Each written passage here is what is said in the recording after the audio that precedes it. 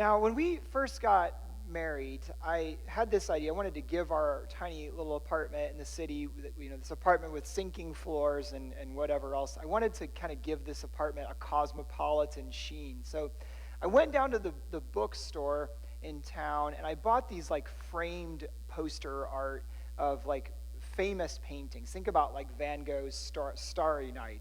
I was no grand art connoisseur. I just got a few things that looked good to me, and they're posters, they're framed, and I hung these things all up around the apartment. Well, one of the ones I got was a little bit different.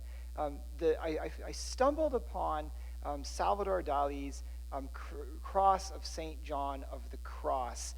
And maybe you've seen this before, but I got this poster, and it for some reason was so arresting to me. And I took that thing and I hung it in our bedroom. Now, Lisi was not so sure about having this poster art in our bedroom, but it really drew me in. I think it had something to do with that long shadow on Christ's arm, or the fact that you can't see Christ's face, or the way that the cross seems to kind of hover above some kind of abyss or hover in the sky. Something about it drew me in. And I think Salvador Dali, he was painting in a way that was ironic or something like that, but I wonder if almost in spite of himself, he managed to paint something of the mystery of the cross. And the more I looked at that, the more that I felt like I was touching on some aspect of that mystery. Well, we are in the season of Lent. And that means that we're going to be talking about the cross. And we're going to be thinking each week a little bit about what does the cross mean? Because Lent is really a season of focusing on Christ's self-sacrifice on the cross, and also of our imitating him through the disciplines of fasting, through the disciplines of prayer, renunciative disciplines, ways that we come to him and give up so that we might find our true life in him. And so we're going to be talking about the cross. And I think that the cross is this sign that is so central to our faith. And I think it's going to draw us in a new way to think about the depths of the mystery of the cross of Christ as we go through these weeks. What does it mean to say that Jesus died on the cross for our sins? How do we understand that? And more importantly, how do we live our lives in light of that fact? And so for these 5 weeks of Lent, we're going to be thinking about what does the cross mean and how do we live our lives in light of the cross of Christ? Because Jesus talked about the cross.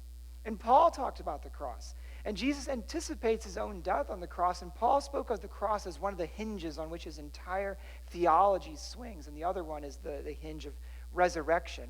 And I think the cross is so central to how we understand Jesus' message, how we think about who God is, and how we live our lives. The cross is right there in the thick of all that. And so I want to help us hear this morning. The cross is a signpost of love. The cross, the way of the cross, is loving Jesus above all else. And in our culture, a lot of times when we think about love, the sign that we give for love is a heart, right? We think about love. But I think for Christians, the truest sign is really the cross of Christ, because the cross is a sign of God's heart. This is quite a turnabout. In Jesus' day, when he was talking about the cross and the disciples heard him saying this, several years potentially before he is actually crucified, it must have really shocked them. What in the world did he mean? Because here is Jesus saying, anyone who doesn't take up their cross and follow me is not worthy of me. Or in the Gospel of Mark, he makes it a command, take up your cross and follow me. What would they have heard? Because the cross was an instrument of torture. The cross was, in Roman culture, something that only happened to the lowest classes, to sometimes the most egregious criminals, people who had no rights. The great Roman orator Cicero said the cross is so horrible that Roman citizens, they should never even hear about it. And so when Jesus talks about the cross, what would his disciples have thought? They would have thought of something gruesome, a bloody death, a shameful death. They would have thought of the Romans making a sign out of someone's body saying, "Don't mess with us. This is what happens to people who get in our way." And here's Jesus turning that around and using the cross as a sign of God's love. He's turning it around so that even in a Jewish culture, where the cross was a sign of deep shame, even in that culture, Jesus is saying, this is a sign of following me.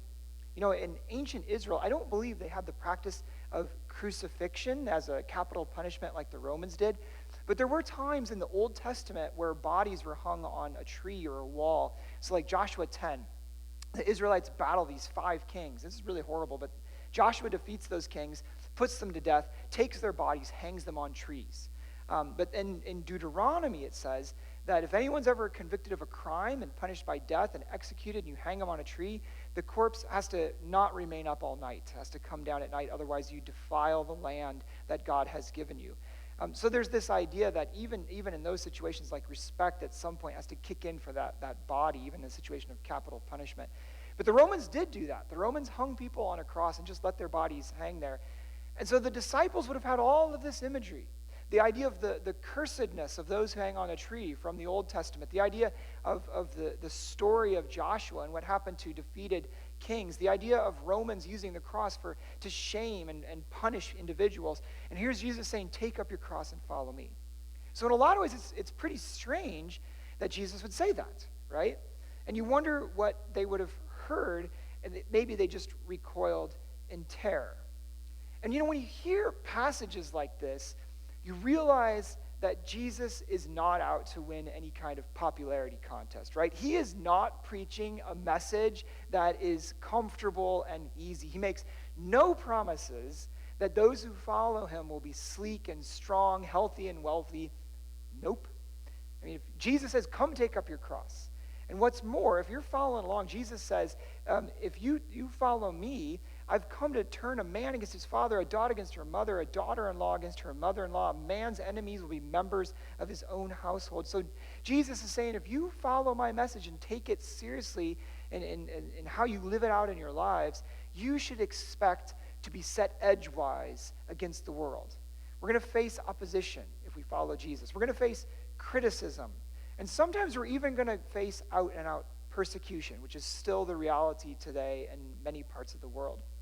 And it can even extend into families and divisions there. When someone embraces the message of the gospel, oftentimes there is that division within the family. And that's what Jesus is saying. Jesus is saying it costs something to follow him. Jesus said, anyone who does not take his cross and follow me is not worthy of me. And this is one of those moments where I think C.S. Lewis, the great theologian, where his words seem so true. He said, Jesus is either a liar, a lunatic, or he's the Lord. Because how can he make a claim like this, right? If you follow me, you got to take up your cross. How can he be talking about that and talking about throwing families into conflict, throwing communities into conflict, talk about losing life to find it? How can he say that? If he's a liar, it's just weird. It doesn't make any sense.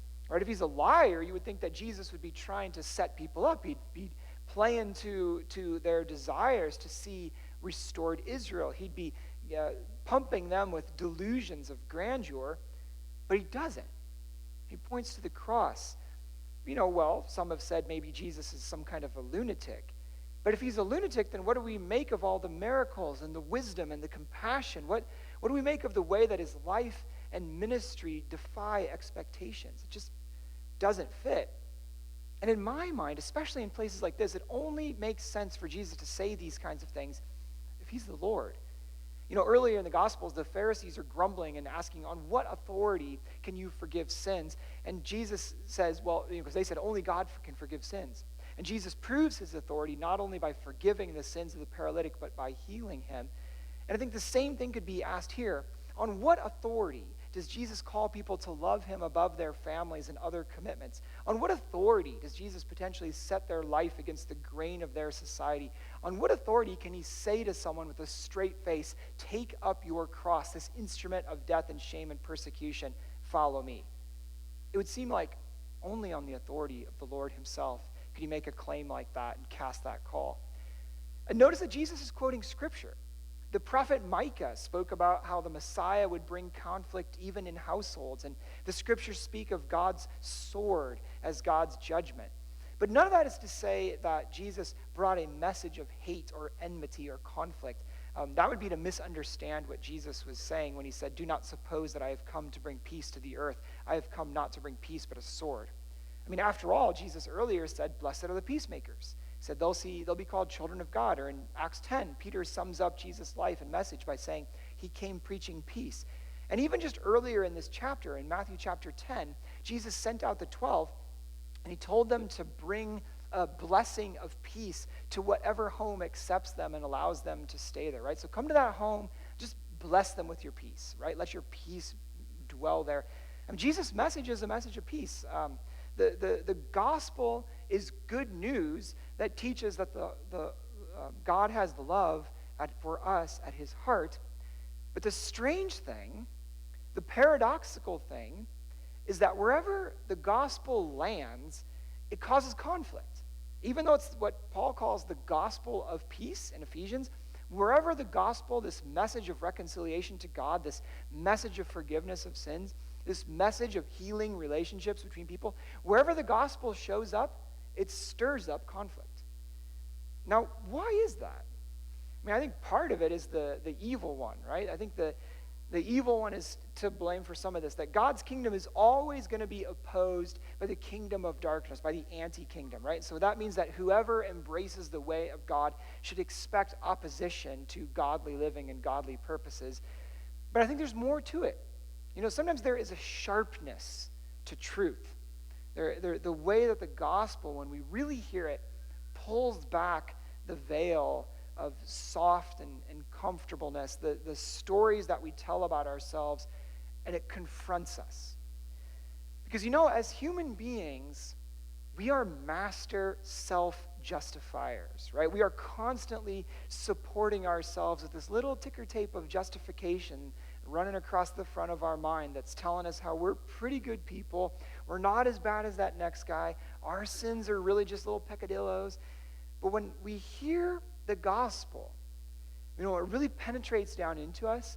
The lid comes off of all of that safe self-image, and we have to see ourselves for who we really are. Created in the image of God, worthy of God's eternal love, yes, but also people who are fallen, people who are sinful, who choose the wrong, who wound others, who don't always stick to the truth.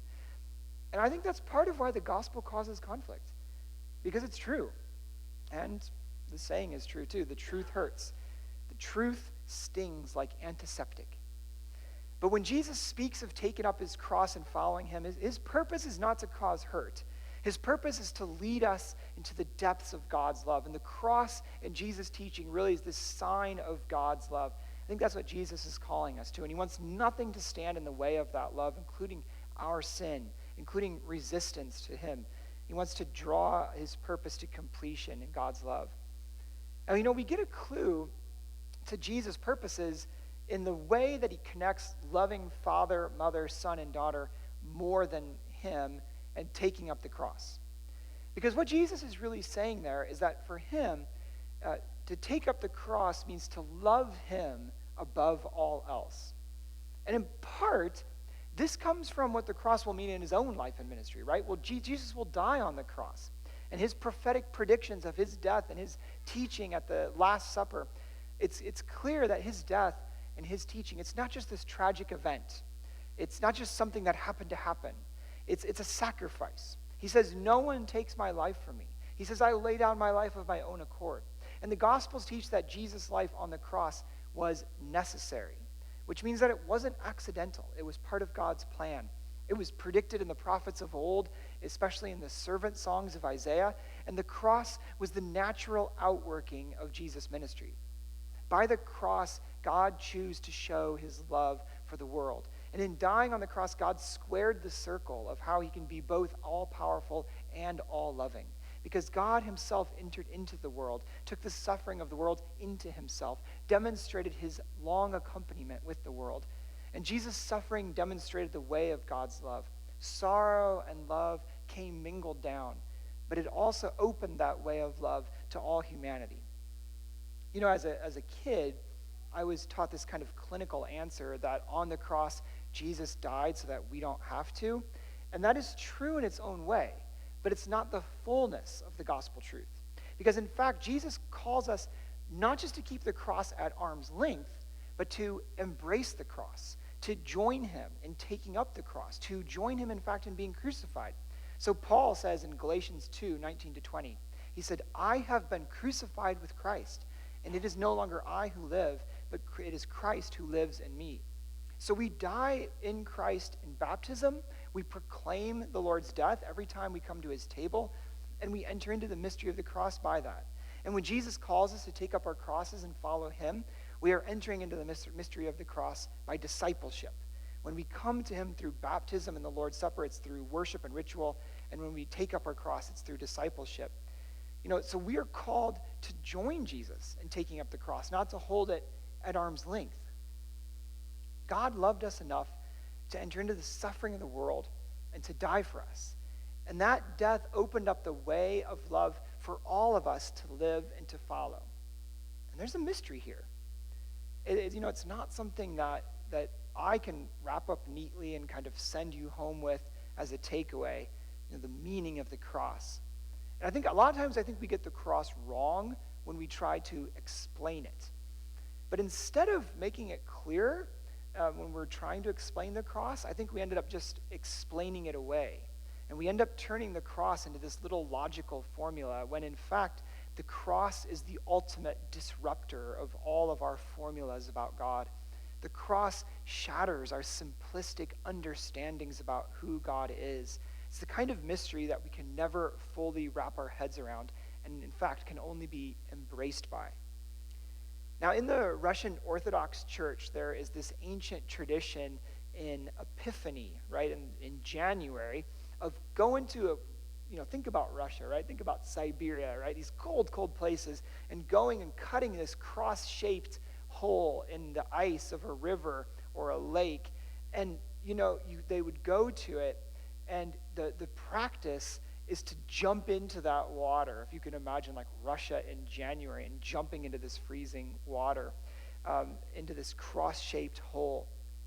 And I don't know if I would really want to do that and go for a dip in icy water like that.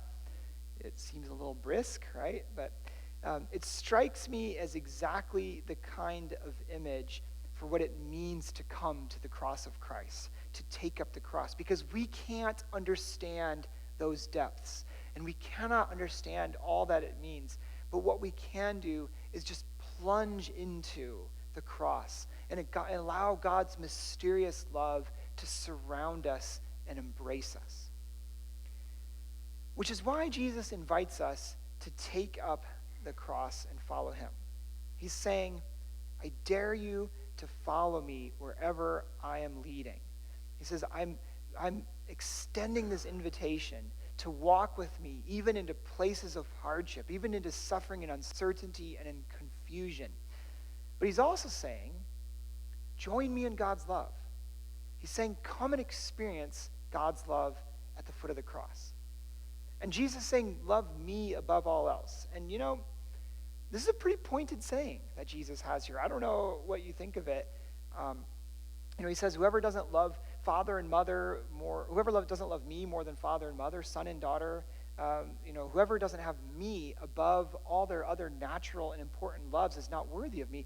And actually in the Gospel of Luke, he puts it even more sharply. He says, whoever doesn't hate mother and father, son and daughter, right, is not worthy of me. And we always got to keep in mind that Jesus uses words to kind of shock us out of our spiritual lethargy and to try to wake us up to what it's going to mean to really live life with him, this life abundant. But I think at a minimum, what Jesus is saying, and I don't know how these words strike you, but I think at a minimum, he's saying, you've got to have love of me as the central orienting force of your life. You've got to have love of me as the peak of all of your other loves. I think that's part of what he's getting at. And the interesting thing is that when we really start, when we really start to live into this love that Jesus is calling us to, everything else starts to be shaken up and to fall into a different position, right? When we're really willing to put Jesus at the center, to claim Jesus as our deepest love, then all of our natural loves and allegiances, everything else starts to kind of sort out in a different way. And here's the thing. In my experience, the more that we love Jesus above all else, the more that we love Jesus truly and fully, more even than father, mother, son, and daughter, the more that we love Jesus as the center of our lives, then that will turn around and become a deeper love for all of those who God has placed in our lives and near to us, those who we owe a natural and fitting love and support. We'll start to love them more deeply, right? So the more that we really love Jesus as the center, I think the more love we'll have for a mother, father, son, and daughter, the more we'll have that fitting love for our family. But it will be changed. It will be Jesus' love shining through us. So Jesus is not actually calling us to hate, and he's not calling us to conflict, and nor is he calling us to devalue the vital and central love that we are to have for family. What Jesus is calling us to is to recenter ourselves in love of him and to reorder our lives toward God. I think it's kind of like what he said to Peter at the end of the Gospel of John. You remember this scene? They're at the seaside, and Jesus says to Peter 3 times, "Do you love me?" Right? And then he says, "Do you love me? Well, then feed my sheep, feed my lambs, tend my sheep," right? It reorders everything. It sends him out. Theology professor Fred Sanders puts it this way: people centered on the cross know how to die, learn how to live, and to love like they've been forever changed by the love they've received. Now, the other thing is that if we allow the cross to truly reorient our lives around love of Jesus, we'll find that we can't just stop with that natural love of family. We'll be called to care about those who are beyond our natural circles of love, people who are on the margins, folks who are outside of our comfort zones, citizens of other nations, those who have less than us, even our enemies. The love of God shown forth in the cross decenters all of those other loves and calls us to something broader and deeper. The way of the cross is loving Jesus above all else. And you know, I've seen a lot of ways in which the love of Jesus above all else demonstrated by the cross. I've seen a lot of ways that love has been front and center for us. You know, I think about the Comforter Blitz a month ago, the other Comforter Blitz that's coming up, where we're creating thousands of comforters for refugees and people experiencing war and famine. They're not part of our family. We don't know them, but it's that love of Christ extending outward. I think about the ways that as a church we've surrounded one another in times of loss and hardship and accompanied one another in those hard times. Or I think about the Mennonite Central Committee sale coming up in April that Mike mentioned, right, which will be raising money for world relief. You know, those are just all the really obvious ways that the cross of Christ is made visible as a sign of God's love in our lives. But you know, don't just hear Jesus' call to take up your cross and to love him above all else. Don't just hear that as something long ago or something just for others. He's speaking to all of us. And so I think the ultimate question is always this: where is Jesus calling you to take up your cross, to enter into the depths of his love, and to follow him? Amen.